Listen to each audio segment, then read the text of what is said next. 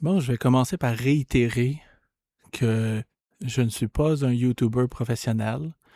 Je ne suis pas un vidéaste, montage de vidéos professionnel. Donc, à moins que je me plante dans les comme 30-45 premières secondes d'enregistrement, I just go with it. Puis je vais les poster tels quels. Là. Je fais pas de montage ou whatever. Fait que si le son est la merde, ben, my bad. J'ai un micro puis une GoPro, puis on y va avec ça. Donc, ceci dit, on va commencer avec les fiches de Boroni. Donc, j'ai hésité entre est-ce que je présente les 4 fiches avec les détails, etc., ou j'en prends une, puis après ça, on y va avec le reste. Finalement, je me suis dit, je vais présenter celle des seigneurs parce que celle des seigneurs, c'est la celle qui a le plus de détails parce que c'est le seigneur qui a le plus de stock dedans. Donc, sans plus tarder, voici la fiche. C'est un fichier Excel, un paquet de tabs en bas que la majorité peu importe. On va y aller en ordre. Propriété de la Boroni. Donc, ici dans la propriété de la Boroni, vous avez justement des informations. Ça, c'est une fiche vierge de 2024. Okay? La fiche plus récente a des choses différentes, mais c'est grosso modo ça, ça ressemble à ça. Donc, dans les propriétés de votre Boroni, vous avez justement ce qui est important, l'accès à l'eau, l'accès à la mer, ainsi que les ressources qui peuvent être trouvées sur une Boroni. Là, comme vous pouvez voir, là, il y a de l'or, de l'argent, du fer, de la pierre, des épices, des perles, des pierres précieuses, du sel, de la teinture et du vin. Ça n'arrivera jamais. Si vous êtes chanceux, vous allez avoir de l'or, de l'argent, du fer ou de la pierre, si vous êtes chanceux. Si vous êtes chanceux, vous allez peut-être avoir une ressource de luxe, OK? Si vous êtes chanceux. Puis si vous êtes extrêmement chanceux, ben vous allez avoir peut-être les deux, comme mettons de l'or et de la soie. Ou du fer et des huiles. Une combinaison des deux. Si vous avez une combinaison des deux, ça coche, vous êtes golden. Ça se peut aussi qu'il n'y ait rien. Quand il n'y a rien de spécial, ça veut dire que votre Boroni produit des vivres et voilà, c'est tout. Mais c'est pas si grave que ça. On va y en venir un peu plus tard. Donc, ensuite, vous avez les informations générales de la Boroni. Fait qu'il va y avoir ici votre nom de joueur, votre nom de personnage, c'est quoi votre religion, c'est qui votre suzerain, c'est quoi votre titre, et localisation de jure. Donc, ce terme-là, de jure, on va y en venir un peu plus tard. Je pense que même dans le prochain vidéo, je vais faire un petit comme 2 ou 3 minutes pour expliquer qu'est-ce que ça veut dire de jure et ce que ça implique dans la panoplie de circonstances où est-ce qu'on utilise le terme de jure. Dans tous les cas, il va y avoir le royaume, le duché, comté et baronnie de jure. Whatever. Ensuite, ici, vous allez avoir une liste de vos vassaux. Si vous avez des vassals qui relèvent de vous, c'est important pour 2 choses. Numéro 1, le vassal vous paye des taxes. Vous pouvez ne pas demander de taxes à votre vassal. C'est possible. Et il y a aussi leur religion. Ce qui nous amène à l'indice de développement humain. L'indice de développement humain, vous voyez ça comme le moral de votre Boroni. Le moral est haut, les gens sont contents. Le moral est bas, vous avez des risques de révolte. La révolte est un des premiers pièges. C'est à éviter à tout moment, n'importe quand que vous risquez une révolte, arrangez-vous pour que ça n'arrive pas. Parce qu'une révolte va détruire des ressources, faire des destructions sur vos forces militaires si vous en avez. Si vous avez des miliciens, les miliciens vont mourir. Il y a des paysans qui meurent, vos ressources meurent et ça détruit aussi des bâtiments.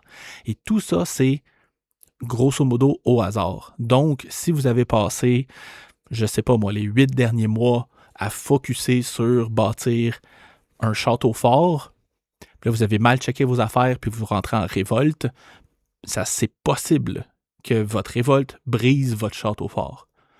Puis ça, je vous le dis, pas par expérience, mais je connais des personnes qui l'ont vécu, ça brise le cœur. Dans les 10 de développement humain, il y a des façons d'avoir des bonus et aussi des malus. La première façon d'avoir des malus, c'est justement d'avoir un vassal qui est d'une religion différente ou d'avoir le peuple sur votre population qui est d'une religion différente de vous. Il y en a un paquet, il est tout écrit, là, famine, taxe trop haute, ça donne des malus, la présence d'un château, c'est un bonus, église, c'est un bonus, des guérisons répressives, c'est un malus, le sort de malheur, c'est un malus, si le pourcentage d'esclaves de votre population est trop haut, c'est un malus, la présence d'hommes d'armes de la militaire, ben c'est un bonus, etc., etc. Il y en a un paquet. On ne parlera pas de la trésorerie parce que ça, c'est un building avancé. Et il y a aussi les modificateurs temporaires. Quand on parlait tantôt de cartes de bonus par les évêques, mais ça va rentrer là-dedans. Si vous avez des troupes de filles de joie ou si vous avez fait un party, la mise à jour d'avant, ben, ça va rentrer là-dedans et tout. Ensuite, on s'en va dans le sommaire. Le sommaire, c'est là que vous allez passer la grosse majorité de votre temps en tant que seigneur ou même en tant que pirate, évêque ou whatever. Sommaire, c'est tout ce qui inclut votre stock. Là, encore une fois, c'est une fiche vierge. Il n'y a rien. Puis il y a des affaires qui ne font pas de sens, comme un indice de développement humain de 14. Ça ne fait aucun sens. Prenez pas compte de ça. Etc. Donc, pour faire une petite révision rapide là, de la fiche le sommaire de la fiche de seigneur ou de pirate ou d'évêque, dans le fond, là, ici, vous avez votre nombre de villageois. Ça, ici, c'est votre population. Pourquoi il y a deux cases? C'est que vous avez une population ici qui est votre population courante. Et ici, cette case-là, c'est la population de gens qui travaillent. Donc, en ce moment, vous avez une baronnie où est-ce qu'il y a 10 paysans dessus, qui est l'équivalent d'une carte de domiciliation, et il n'y en a aucun qui travaille. Donc, à chaque mois, il faut nourrir votre population. Donc, 10 paysans consomment 150 vivres. Donc, vous êtes à moins 150 vivres. Donc, s'il n'y a rien qui se passe, ben, le mois prochain, vous allez tomber en famine. La famine, deuxième piège à éviter, parce que la famine va non seulement réduire votre IDH, votre indice de développement humain, qui peut causer des révoltes, mais aussi va tuer des gens.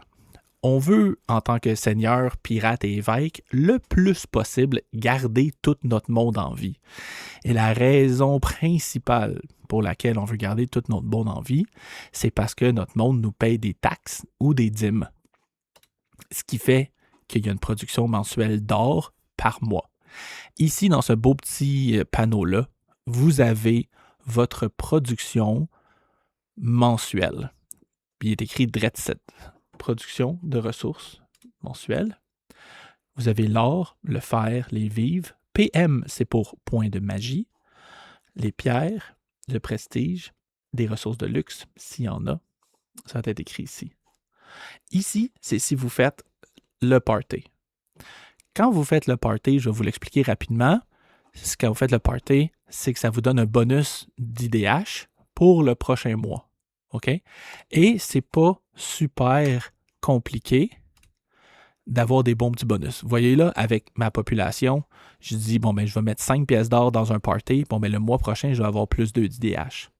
Donc, sachant que je vais avoir plus 2 d'IDH au mois prochain, ben, je pourrais monter ma taxe un peu le mois prochain, sachant que ben, mon party va ramener mon IDH neutre, ce qui pourrait me donner un petit peu plus d'or. Là, c'est dur de vous peindre un tableau parce que j'ai juste 10 personnes dans ma baronnie.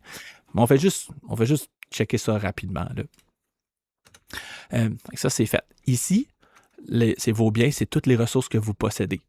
Dans le premier ou deuxième vidéo, je vous ai parlé d'une limite dépendant de votre rôle. Pour le seigneur, les limites s'appliquent sur les vivres ainsi que sur les points de magie. Les vivres et les points de magie. Donc, en ce moment, j'ai 500 vivres possibles. Si à la fin d'un événement, j'ai 1000 vivres, ben, ça va donner ça.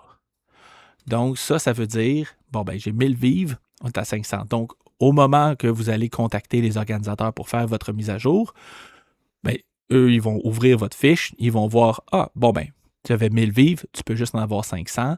Donc, avant que tu prennes toute décision possible, voilà, tu viens de perdre 500 vivres.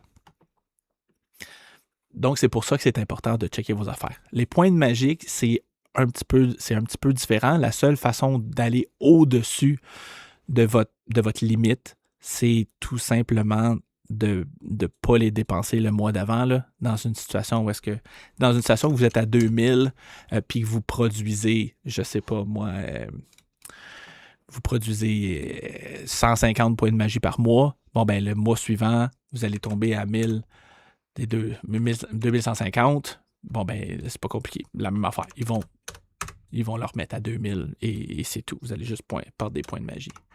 Fait, ici, c'est tous vos paquets. Vous avez les experts ici, les architectes, les charpentiers, les maîtres d'œuvre, maîtres espions. Vous avez le grag, les antidotes, armurerie, etc., etc.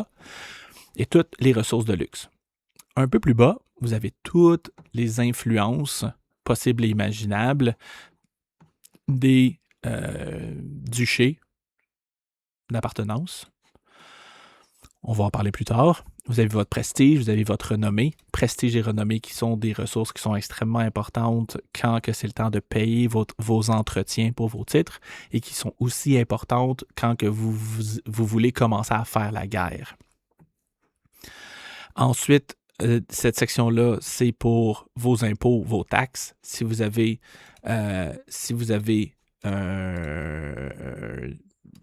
vous avez 750 pièces d'or à payer à votre suzerain qui est Guy de Midéran, mettons-le.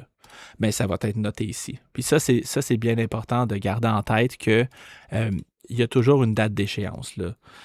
C'est souvent en mois, là, puis on va dire, mettons, février 2026, mettons-le. Mettons que ça, c'est la date d'échéance. Mais ça veut dire qu'à chaque fois que vous faites un versement dans votre taxe, ben à ce moment-là, ça va être juste noté. Dans le sens que les organisateurs vont enlever votre or, puis ils vont mettre, mettons, vous décidez de faire un paiement de 300, ben vous faites un paiement de 300. Et les organisateurs, à un point XY, peu importe, vont aller dans la fiche de Guy de Midéran et lui rajouter le 300 pièces d'or que vous lui avez versé, jusqu'au maximum total de 750. À noter que vous n'avez aucune obligation de payer vos taxes. Moi, je ne recommande pas de ne pas payer vos taxes, dépendant c'est qui votre suzerain, dépendant s'il vous aide ou peu importe les raisons, vous n'êtes pas obligé de payer vos taxes. Par contre, prenez en considération que de ne pas payer vos taxes, ça peut amener à des problèmes militaires qui peuvent aller jusqu'à une guerre de revendication pour vous enlever votre titre de baron.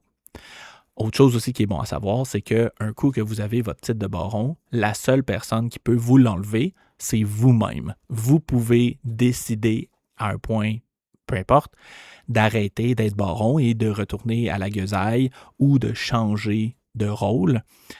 Donc, votre titre de baron s'en retourne selon votre charte baroniale. Mais, mettons que votre suzerain vous dit « Je veux que tu me payes 200 pièces d'or par année de taxes. » Et vous refusez de payer la taxe, mais votre suzerain peut vous dire « Écoute, si tu ne me payes pas ta taxe, eh bien, je vais t'attaquer pour reprendre le titre de baron pour te l'enlever. » Il ne peut pas juste dire « Bon, ben, t'es plus baron, je reprends mon titre. » C'est pas possible. Ici, vous avez vos cartes de bonus. Et bon, on va regarder ça très rapidement. Ce qui arrive ici, là, avec les cartes de bonus, vous avez justement là, tout ce qui est possible de faire, le nombre de cartes qui vont avec. Ça, c'est tous les miracles qui sont créés par l'évêque. Et ici, les bonus d'IDH, c'est que quand que votre indice de développement humain arrive à 10 ou plus, eh bien, vous avez des chances d'obtenir un de ces bonus-là, qui est soit 30 pièces d'or supplémentaires, 60 hommes d'armes, 20 de population, 20 miliciens. C'est des bonus qui sont extrêmement agréables à obtenir parce que 60 hommes d'armes gratuits, c'est aussi 60 armureries, c'est 120 fers, c'est beaucoup d'or, je ne me rappelle même plus les coûts, là. C'est un paquet, c'est un gros paquet de ressources que vous n'avez pas à dépenser. Puis c'est pas si facile que ça, là, à arriver dans le 10 ou plus d'IDH. Et sinon, à part de ça, dans le sommaire, vous avez justement l'ordre de la mise à jour. Ça, c'est surtout pour les organisateurs qui vont faire la mise à jour avec vous. Ça se passe en ordre. Activation, désactivation de bâtiments, on ajoute les cartes de DOM, on check l'IDH, prospérité ducale, si vous avez des épidémies, des calamités, des bonus, des malus, etc. Les sorts qui sont en effet sur votre baronnie s'il y en a. Ensuite, si vous voulez consommer des cartes de bonus, et ensuite, on clique sur mise à jour. Quand on clique sur mise à jour, ben, ça l'applique tout ce qui se passe dans votre mise à jour selon le mois donné. Ensuite, un coup que ça s'est passé, on vérifie s'il y a une famine. Fait que si vous avez mal calculé vos affaires de vivres, ben, c'est à ce moment-là que la famine va rentrer. On vérifie l'IDH. Si l'IDH est dans le négatif, c'est là qu'on va regarder s'il y a une révolte. Et si l'IDH est vraiment très positif, c'est là qu'on va regarder s'il y a des bonus. Et ensuite, il y a la portion maritime qui se passe, qui est l'activation, désactivation des navires, etc. Et ensuite, on ajoute les ressources en suspens, que si jamais il y a des gens qui vous ont envoyé des ressources, si vous avez des ressources qui sont en commerce, etc., en transfert, disons qu'il y a un seigneur qui est rendu à sa mise à jour de juin et que vous êtes à votre mise à jour d'avril, si lui vous envoie des ressources, ben vous allez les recevoir seulement qu'en juin. Fait qu'ils vont être listés ici. Et quand vous allez arriver à votre mise à jour de juin, ben c'est à ce moment-là que ces ressources-là vont être ajoutées. Et sinon, entre un coup que ça c'est fait, un coup que les ressources en suspens sont ajoutées, il va y avoir la question légendaire de Seb ou de Cédric qui est « Qu'est-ce que tu veux faire? » Et c'est à ce moment-là que ça revient à vous de leur dire ce que vous pouvez faire. Ça m'est arrivé quand j'ai commencé à être seigneur et quand j'ai commencé le pirate de poser la question « Qu'est-ce que je veux faire? Qu'est-ce que je veux faire? Qu'est-ce que je peux faire? » Et c'est à cette question-là que Sébastien et Cédric répondent « Tu peux faire ce que tu veux dans les limites des règles. Si tu as d'autres questions, regarde le livre de règles ou pose des questions sur le Discord. » C'est la réponse qu'ils donnent à tous les joueurs. J'avais dit précédemment que Seb et Ced n'aident personne. Également, c'est effectivement le cas. Mais peu importe. Si on continue, le OST ici, c'est tout ce qu'il y a à faire avec vos unités militaires. Vos hommes d'armes, alliés, soldats répressifs, les garnisons, où est-ce qu'ils sont vos hommes, etc. Après ça, il y a tout ce qui est pour les bateaux. Si vous avez des navires en escorte marchande, ça va tout être listé ici. Vous avez tous les bâtiments que vous pouvez faire qui sont les infrastructures civiles. Du champ au vignoble, de la scierie, moulin, grenier, quai, port, marché, prieuré, église, etc., académie de magie, école de métier, auberge, séchoir poisson, laboratoire arcanique, officine, bordel, tout ce que vous pouvez construire est ici. Tout ce que vous avez besoin de ressources pour les construire sont ici. Les restrictions sont listées ici et leurs effets sont listés ici. Ils sont aussi tous listés dans le livre de règles d'Asgaria par rapport aux précisions, etc. Maintenant, c'est à vous d'explorer puis de regarder ce qui est possible de faire, ce qui n'est pas possible de faire. D'habitude, là, une règle globale, si c'est en noir assuré comme ça, là, ben vous pouvez juste pas les faire. C'est aussi simple que ça. Puis la raison en ce moment pourquoi je ne peux pas construire de boutique d'encens, c'est parce que j'ai pas d'encens dans ma baronnie. Pour ça, c'est aussi simple pour les choses. Fait que ça, c'est pour les infrastructures civiles. Ensuite, on a les infrastructures militaires. Donc, terrain d'entraînement, caserne, écurie, château, réparer un château si vous faites rentrer dedans, transformer un château en château fort, des châteaux forts, réparer un château fort, des murailles, tours, réparer les tours, réparer les shit. Vous avez aussi, après ça, tout ce qui est dans la marine. Donc, si vous voulez vous construire des bateaux, ça vous prend un chantier naval, construire une coque, frégate, galion, un vaisseau de ligne, toutes les informations sont listées ici. Ensuite, vous avez l'onglet commerce pour justement vous faire des routes commerciales. Les routes commerciales, soit terrestres ou maritimes, on va les regarder dans la vidéo. Est-ce qu'on va parler de ça? Je ne parlerai pas de ça ici. Ensuite, on a justement les entretiens. Vos titres seigneuriaux, que vous soyez baron, comte, vicomte, marquis, duc, etc., ont tout un coût relié avec ces titres-là. C'est un coût qui doit être payé en renommée. Si vous ne payez pas vos entretiens, vos titres deviennent ce qu'on appelle des titres résiliés, ce qui veut dire que n'importe qui peut payer ce coût-là en renommée, prendre le titre et faire ce qu'il veut avec. Exemple, voler votre baronnie. Parce que vous n'avez plus le titre, donc lui peut décider de payer votre entretien, prendre votre titre, déménager sur votre baronnie et voilà, c'est dans votre face.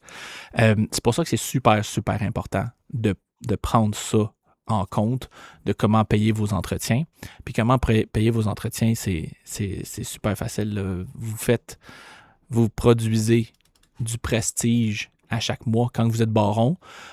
Quand vous êtes baron, ben là, à cause des macros, j'ai 0, là, mais quand vous êtes baron, vous faites un prestige par mois, puis vous pouvez changer du prestige en renommée à 1 pour 1. Donc, super simple d'avoir la renommée nécessaire à payer vos entretiens de titre. Vous avez l'entretien aussi de vos infrastructures. Chaque grosse bâtisse a des entretiens. Tout ça, c'est à payer en juillet. Et ensuite, il y a l'Académie de magie, les sorts que vous pouvez faire, les sorts de base, les sorts avancés, etc. C'est tout dans cette place-là. Fait que oui, c'est gros. Oui, il y a beaucoup de stock. Oui, ça a l'air imposant au début, mais gardez en tête que la majorité de ce qu'il y a là-dedans, c'est pas quelque chose que vous allez devoir utiliser dès le départ. Au départ, quand vous allez commencer votre baronnie, à moins que vous vous pitchiez dans une baronnie qui a déjà beaucoup de construction, au début, vous allez construire des champs, des troupeaux de bétail, une scierie, un moulin, des greniers pour emmagasiner vos vivres, de marché pour pouvoir avoir accès à l'hôtel des ventes, puis vous allez commencer avec ça, puis ça va être bien beau. La gradualité avec laquelle vous allez vous mettre à accéder à plusieurs nouvelles facettes de votre baronnie va être égale à votre habilité de croissance. Puis c'est vraiment ça. Là. La marine, si vous n'avez pas une baronnie côtière, même pas besoin de la regarder, ça ne vaut même pas la peine. Pareil comme la magie, c'est quelque chose qui est relativement avancé. Si vous avez en bas de 600 de population, là, dépendant des ressources que vous avez sur votre baronnie, probablement que vous y toucherez même pas avant 600-800 de population. Oui, c'est sûr, il y a moyen, si c'est ça qui vous intéresse vraiment beaucoup, il y a moyen de rusher puis de vraiment comme focusser sur une académie de magie. Mettons que vous avez du fer, puis vous voulez vous focusser sur la production de fer et d'armurerie pour pouvoir alimenter vos voisins en armurerie pour que vous puis votre gang, vous montiez une armée puis vous voulez focusser militaire, ben oui, c'est sûr, c'est possible de le faire. Mais dans les premiers 6 mois, si vous prenez une baronnie puis vous la partez de 0, vous allez construire des champs pour nourrir votre population. Si vous avez accès à la mer, ben vous allez construire des bateaux à la place parce que c'est beaucoup plus profitable. Puis sinon, ça va tourner autour de ça. Puis pour les évêques, c'est pas mal la même chose. Vous allez vous préoccuper de faire vos connexions, nourrir vos moines, nourrir votre population, regarder pour construire les premiers bâtiments religieux, tranquillement, une scierie, un moulin, ici, là, des champs, troupeaux de bétail si vous pouvez. Les évêques ne pêchent pas. Ils n'ont pas de bateau. Donc ça sort déjà ça sort de l'équation. Puis pour les pirates, c'est pas mal la même affaire. C'est commencer, vous allez vous bâtir votre premier bateau, vous allez essayer de recruter votre premier second, deuxième second pour avoir un petit peu plus de bateaux. Vous allez recruter vos pêcheurs. Puis le mercenaire, ben, vous n'avez même pas besoin de vous soucier de ça parce que vous n'avez pas de population. T'sais. Fait que pour le début, c'est vraiment d'y aller graduellement. Demandez à vos commanditaires de vous donner un coup de main. Écrivez-moi sur Discord. Je vais vous donner un coup de main, des indications. Si je peux, si vous avez des questions, des interrogations, il y a beaucoup, beaucoup de monde qui sont disponibles sur le Discord pour vous donner un coup de main. Mais c'est ça, le jeu virtuel, c'est quelque chose qui s'apprend avec le temps. Mais un coup que vous avez compris c'est vraiment comment que ça se passe, c'est quoi une mise à jour, puis qu'est-ce que vous pouvez faire, ben ça devient naturel très, très rapidement. Puis c'est le fun. C'est très agréable, c'est smooth. Et il y a moyen aussi, au travers du jeu virtuel, de vraiment foutre le bordel. Là. Pas que c'est ce que je fais, mais il y a surtout au travers de l'espionnage. Mais on va en jaser, mais que ça soit le temps. Pour l'instant, ça va être tout.